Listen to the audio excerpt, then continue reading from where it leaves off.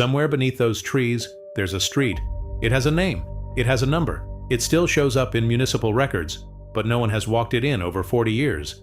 That's not a metaphor. That's just Canada. This country is the second largest on Earth, and a significant portion of it has simply been left behind. Not in the dramatic, photogenic way you might imagine. No crumbling castles or war ruins. What happens here is quieter, and somehow more unsettling. The forest closes in, the permafrost shifts, the snow covers, and what was once a community, a real place with real people, with schools and churches and arguments over fences, becomes, within a few decades, nothing more than a coordinate in a file that nobody opens. These aren't tourist ghost towns. This isn't folklore. These are 14 places that the land itself decided to reclaim, and the further down this list we go, the harder it becomes to explain what, exactly, was lost. Number 14. There's something almost disorienting about Kitsault. Most abandoned places decay the way you'd expect. Slowly, visibly, with rust and broken windows and vegetation crawling through cracks. Kitsault doesn't quite do that. The town was built in 1979 by a mining company that needed a place for its workers to live. Not a camp, an actual town, with a shopping mall, a recreation center, a swimming pool, houses with yards. Everything. They built it properly because they thought it would last. It lasted 3 years. When molybdenum prices collapsed in 1982, the company shut the mine down and told the Wendo 200 residents they had to leave. Within weeks, the town was empty. And then, nothing. No demolition, no salvage operation. The furniture stayed in the houses. The dishes stayed in the cupboards. The pool sat there, slowly filling with debris, but still structurally intact decades later. What makes Kitsault different from a ruin is that it doesn't look ruined. It looks paused. Like someone pressed a button and the whole place just stopped mid-sentence. A businessman eventually purchased the entire town in 2004 with vague plans to revive it. Some cosmetic repairs were made, but the revival never really came. And so Kitsault sits at the end of a fjord in northern BC, maintained just enough to not collapse, but empty enough to feel like something that shouldn't exist. There's a word for that feeling. It doesn't quite translate into English. Number 13. If Kitsault feels paused, Uranium City feels deflated. Built during the Cold War to house the workers extracting uranium from the Athabasca Basin, this town once had thousands of residents, a hospital, an airport with scheduled flights, a sense of genuine permanence. It existed because the world needed what was buried beneath it. Uranium City was, for a few decades, a place with real purpose. When the mines closed in the early 1980s, most people left, but not everyone. That's what makes this one harder to categorize. It's not fully abandoned. It still has a small population. The airport still operates. There are people who chose to stay, but the infrastructure around them is a ghost of something much larger. Government buildings constructed for thousands of people now serve dozens. Schools built for hundreds of children sit mostly quiet. The scale of what was built here and the scale of what remains are completely mismatched in a way that takes a moment to fully register. The uranium that made this place necessary is still in the ground. The Cold War logic that justified extracting it is gone, and what you're left with is a town that can't quite decide whether it's still alive. Number 12. Antioch existed entirely on its own terms. No roads connected it to anywhere. The only way in was by boat, up the Portland Canal in the far northwest of the province, a narrow strip of ocean that cuts between BC and Alaska. The company built everything: the smelter, the houses, the schools, the recreational facilities. At its peak in the 1920s, around 2,500 people lived there, working copper that came out of the mountains. Then the copper ran out, the company went bankrupt, and in 1935 the whole operation was shut down. The workers and their families packed what they could onto boats and left. Nobody came back. What followed was almost choreographed. First, a fire swept through, taking the wooden structures. Then the coastal rainforest, which is not patient in these latitudes, started doing what it does. Slowly, steadily, over decades, the vegetation consumed what the fire had left. If you visit Antioch today, and very few people do because getting there still requires a boat, you can find traces, concrete foundations, a few metal pieces, evidence that something large once stood here. But the forest has largely closed over it. The trees don't care what was here before them. There's something in that image that stays with you. An entire industrial operation, thousands of lives, a whole community, reduced to foundation outlines that most people alive today have never heard of. Number 11. In 1862, Barkerville was the largest city west of Chicago and north of San Francisco. Let that sit for a second. This wasn't a camp. This was a city, with hotels, newspapers, theaters, saloons, a fully functioning economy built on gold. At its peak, somewhere between 5,000 and 10,000 people lived and worked here, deep in the Caribou Mountains. It was loud and crowded and chaotic and alive in the way that only places built on collective delusion tend to be. The gold ran out. Of course it did. And when it did, the people followed it somewhere else, as people chasing gold always do. Barkerville is a partial exception to most of the entries on this list. The provincial government designated it a heritage site and restored a portion of it. Tourists visit. There are actors in period costumes. Some of the buildings have been preserved with real care, but here's what the guided tours don't quite prepare you for. The restoration ends. You walk a few hundred meters beyond the maintained perimeter, and the forest just takes over. The real Barkerville, the one that stretched for kilometers, that held thousands of people, is still out there, slowly returning to mountain. The official site is the memory they chose to keep. What surrounds it is the rest of the truth. Number 10. Sandon called itself the Paris of the Kootenays, which sounds like the kind of thing a small mountain town would say about itself. But honestly, it wasn't wrong. At the turn of the 20th century, Sandon had electric lights before Vancouver did. It had hotels with running hot water, an opera house, a stock exchange. Silver was pouring out of the surrounding mountains, and the money was pouring through this town. For a brief stretch of years, it was genuinely sophisticated, the kind of place that felt like it would be around for a long time. Two things ended it. First, the silver market collapsed.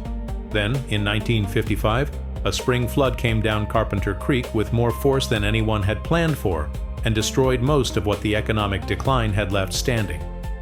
The floodwaters took the buildings, took the streets, took what remained of the infrastructure. What's left of Sandon today is genuinely minimal. A few wooden structures, a powerhouse. You can find the old city hall if you know where to look.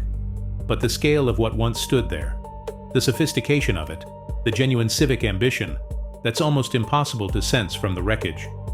The contrast between what Sandon was and what it is now isn't just about time. It's about how completely wrong it's possible to be about a place's future. Number 9. This is where the list starts to get strange.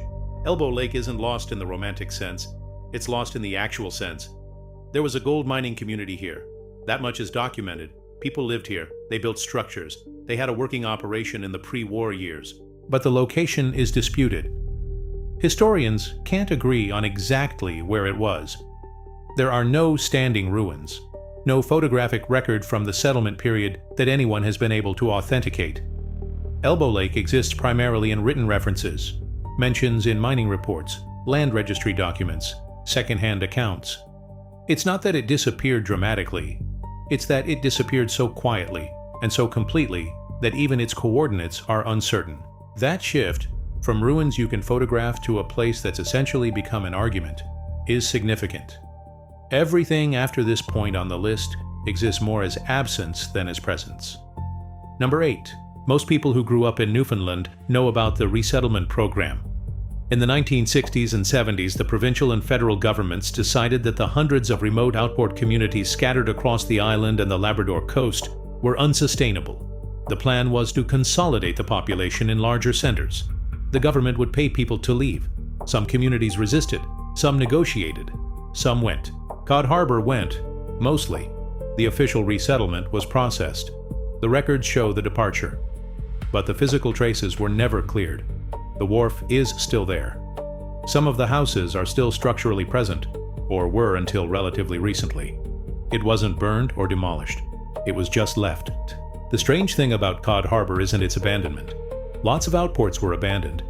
It's how it was left, not as a ruin, not as a preserved site, just as a place where people stopped showing up. The last verified visitor accounts date back further than most people bother to count. Something about that is harder to process than a dramatic collapse. There was no event. There was just gradually less and less until there was nothing at all. Number 7. Getting to Nolan requires driving hundreds of kilometers through the Yukon on a road that is technically classified as a road, but that most people from southern Canada would not immediately recognize as one. And at the end of that drive, what you find is a mining village sitting on permafrost that is no longer quite as permanent as the name suggests. Nolan was a placer gold operation. People worked here through much of the 20th century, on and off, following the gold whenever prices made it worth the effort. The last sustained activity wound down decades ago, but structures remain. Cabins, equipment, the bones of an operation that was never properly decommissioned. Here's what's happening to them. The permafrost beneath the foundations is melting. Not dramatically, not all at once, but steadily. Buildings that stood for decades are beginning to tilt and sink. The ground underneath them is becoming unstable in a way that has nothing to do with time and everything to do with what's happening to the climate. Nolan isn't just being forgotten, it's being swallowed. The earth is taking it back from below, and there's something deeply uncomfortable about watching a place disappear not into the past, but literally into the ground. Number 6. Dawson City is still there. That part survived. But what most people don't realize is that Dawson City is essentially a small island of survival, surrounded by an enormous cemetery of everything that didn't make it. During the Klondike Gold Rush at the very end of the 1800s, the land around Dawson exploded with camps, villages, supply depots, operations of every scale. People flooded in from everywhere, from the American South, from Eastern Canada, from Europe, carrying the conviction that this was where fortunes were made. For a few years it was. Then the easy gold was gone. The industrial operations replaced the individual prospectors, and all those camps, all those rough settlements built by people passing through, they were abandoned one by one, with no ceremony and no intention to return. What remains in the Klondike periphery today is scattered and largely inaccessible. Rusted machinery sitting on hillsides, collapsed cabins in creek valleys that take days to reach. And strangest of all, the dredges. These enormous floating machines, some the length of a city block, were left where they stopped working. A few have been preserved near Dawson. Others are out in the backcountry, slowly sinking into the ground. Enormous and silent, and completely without context for anyone who stumbles across them. The gold rush created a geography of abandoned ambition that stretches for hundreds of kilometers. Most of it has never been systematically catalogued. Number 5. In the 19th century, the Quebec government actively promoted settlement in the region north of Lac Saint-Jean, areas that, in retrospect, probably shouldn't have been promoted for settlement. The soil was thin, the growing season was brutal, and the winters were the kind that rearrange your understanding of what cold means. Families came anyway, built churches, real ones with proper architecture and pride in the construction, built cemeteries, broke ground for farms that the land never quite agreed to support. When the crops failed repeatedly, the families left. Not all at once, slowly, over years, as the math of survival became undeniable. But the churches stayed. The cemeteries stayed, obviously. The wooden houses, though, those were taken by the winters. A structure that isn't maintained in that climate doesn't survive long. The freeze-thaw cycles work through the wood like something purposeful. What you find in some of these locations today is genuinely affecting. A cemetery in reasonable condition, the outlines of a church foundation, and nothing else. The living infrastructure is gone, but the infrastructure of death remains. There's an inversion in that which is hard to articulate, but impossible to miss. Number 4. Let's return to Dawson for a moment, because there's something specific here that deserves its own entry. The city survived, but the industrial operations that sustained it, the large-scale dredging and mining that replaced the gold rush prospectors, left behind a landscape that is unlike almost anything else in Canada. Drive out of Dawson in nearly any direction, and within a few kilometers you enter a zone of industrial remnants, equipment too large to move, too expensive to remove, too remote for anyone to bother. Massive structures sitting in the tundra, corroding slowly in the dry Arctic air. Some of this machinery is 100 years old. Some of it is more recent. None of it is going anywhere. There's a specific quality to industrial abandonment at this scale and in this climate. In a humid environment, things rust faster, decompose faster, get reclaimed by vegetation faster. In the Yukon, the cold and dryness preserve things in a way that prolongs the visual evidence of abandonment almost indefinitely. Things sit there looking almost functional until suddenly they don't. The Dawson perimeter is a ring of industrial memory that the city at its center has largely stopped acknowledging. It's just there, in the background, the cost of what was extracted, left behind as a permanent invoice that nobody is going to pay. Number 3. This is where the list stops dealing with places you can visit and starts dealing with places you can only find in documents. In the archival records of Canada's mineral surveys, federal files, territorial mining licenses, historical exploration reports, there are coordinates attached to camps that operated for varying lengths of time in the Northwest Territories. Some ran for decades, some for a few years, some are referenced in only 1 or 2 documents. They don't have names. Or rather, the names they had were operational names, camp numbers, project designations. Nobody named these places the way you name a town. Nobody built them with the intention of staying. But people lived in them. People spent winters there. People made decisions there that affected their lives. There are no photographs of most of these camps. No verified accounts from visitors. Some may still have structural traces visible from the air. Most are likely completely reclaimed. They exist now only as alphanumeric entries in files that government archivists access a few times per decade. The question of whether a place can be mourned when it never had a name is one that this list doesn't answer, but it raises it. Number 2. Bennett existed for one reason: to be a stopping point. At the height of the Klondike Gold Rush in 1897 and 1898, the only practical overland route to Dawson City crossed through the mountains via the Chilkoot Pass, one of the most brutal stretches of trail in North American history. At the bottom of that pass, at the head of a lake, prospectors built a city while they waited for the ice to break so they could continue by water. At its peak, Bennett had around 10,000 people. Tens of thousands more passed through. There were churches, hotels, supplies, entire commercial operations catering to people who were somewhere between desperation and hope. Then the White Pass and Yukon Railway was completed, offering a route that bypassed Bennett entirely. Within weeks, literally weeks, the city emptied. The people who had built it moved on to where the railway went.